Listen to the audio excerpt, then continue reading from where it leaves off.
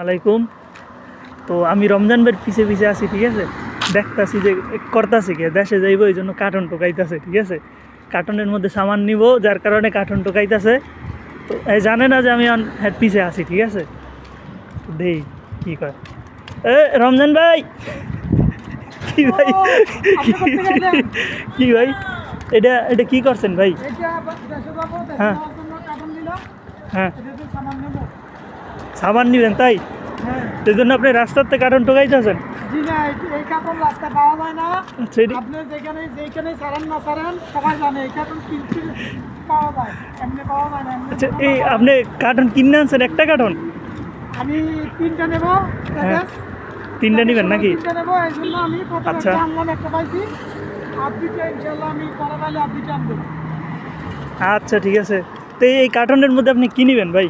এই কার্টনের মধ্যে আমার যেই সামানগুলো নেওয়া লাগে ওইগুলো নেব। কম্বল আছে, হ্যাঁ, তারপরে ব্লেন্ডার, বিভিন্ন সামান আছে, সবগুলো মিলে। আচ্ছা। তো তার মানে বোঝা যায় যে দাম্মাম থেকে কার্টন নিতে দেয় নাকি বাংলাদেশে? হ্যাঁ, দাম্মাম থেকে কার্টন নেওয়া যায়, নিতে কোনো অসুবিধা নাই। খালি লেভিং করা যাবে না, লেভিং করতে হবে ওইখানে এয়ারপোর্টে লেভিং করা, 30 টাকা চার্জ। আচ্ছা ঠিক আছে, বুঝতে পারছি আপনার কথা। তো যাই হোক, সবাই শুনলেন যে দাম্মাম থেকে কার্টন নেওয়া যায়, কিন্তু ওই জায়গায় প্যাকেজিংয়ের কার্যক্রম সব ওই জায়গায় করতে হবে। এই জায়গায় শুধু ট্যাপ মেরে নিয়ে যাবেন। 23 কিলো, এর থেকে বেশি নেওয়া যাবে না। আচ্ছা, ওইটা তো যার যার টিকিটের মধ্যে কেজি দেওয়া থাকবে, কে কত কিলো নিতে পারবে। মানে যদি 1/2 কিলো বেশি নেয় হ্যাঁ, তাহলে জরিমানা আসার সম্ভাবনা থাকতে পারে। কোনো কারণে ছাড়িয়ে দিলে ভিন্ন কথা। যদি না আচ্ছা ঠিক ছাড়ে আছে। তাইলে 23 কিলোই নিতে হবে। ওকে ওকে, বুঝতে পারলাম সব কথা আপনার।